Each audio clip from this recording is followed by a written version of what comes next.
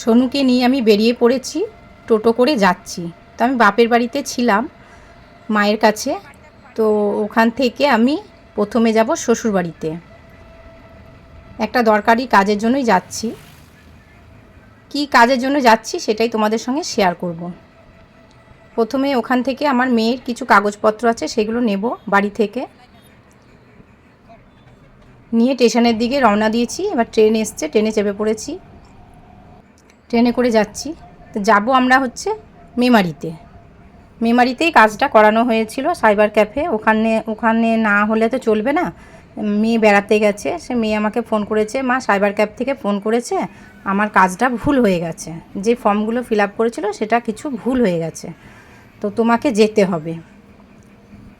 সেজন্য আমি মেমারিতে যাচ্ছি। তো স্টেশন ঢুকবো হয়ে এসছে, এবার নামবো।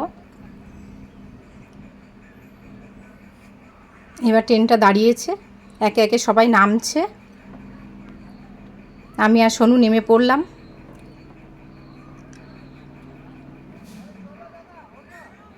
যে সোনু আগে নেমেছে, আমি পরে নামলাম। এবার সিঁড়ি দিয়ে উঠছি। সিঁড়ি দিয়ে উঠলে কি পায়ে যে ব্যথা করে ঠিক নেই। সিঁড়ি দিয়ে উঠছি, আমি তো হাঁপাচ্ছি। এরপর ব্রিজের উপর দিয়ে যাচ্ছি। ওখান থেকে নেমে আমাকে টোটো ধরতে হবে। এই যে টোটো করেছি, যেখানে যাব সেখানকার ঠিকানা বললাম, সাইবার ক্যাফে যাব। তো 10 টাকা করে ভাড়া নিল। ওখান থেকে স্টেশন থেকে হেঁটেই যাওয়া যায়, কিন্তু যেহেতু প্রচুর রোদ উঠেছে সেজন্য আর হেঁটে যেতে পারছি না। সেজন্য বললাম চল টোটো করেই চলে যাই, ওখানে কাজটা মিটিয়ে নেব। একটুখানি ভুলের জন্য আমাকে আবার আসতে হচ্ছে মেমারি, কেননা মেয়ে থাকলে মেয়েই করে নিত। মেয়ে নেই যেহেতু, বেড়াতে গেছে, সেজন্য আমাকেই যেতে, আবার আমি একা আসবো। সেজন্য সোনুকে বললাম তুইও চল আমার সঙ্গে। তো টোটো করে যাচ্ছি। কতক্ষণ লাগবে জানি না কাজটা হতে। ছেলেটার ভুলের জন্য আমাকে আবার আসতে হলো। মেয়েটার রেজাল্টগুলো নিয়ে যাচ্ছি। দুদিকে দোকানপাট ভর্তি। মেমারি স্টেশন মানে মেমারি জায়গাটাও খুব সুন্দর।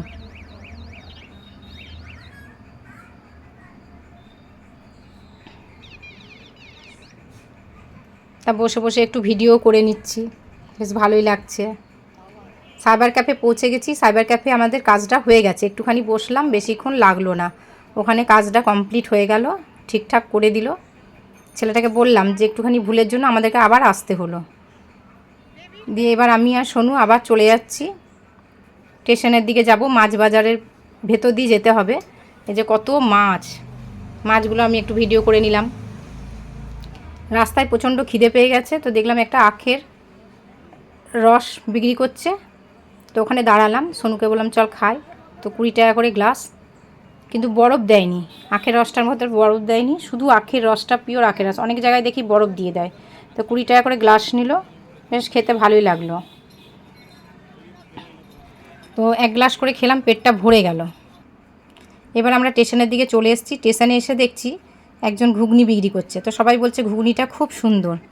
হ্যাঁ, তো সবাই যখন খাচ্ছে, তো আমি সোনুকে বললাম চল আমরাও খেয়ে দেখি কেমন হয়। তো খাবো, ওই জন্য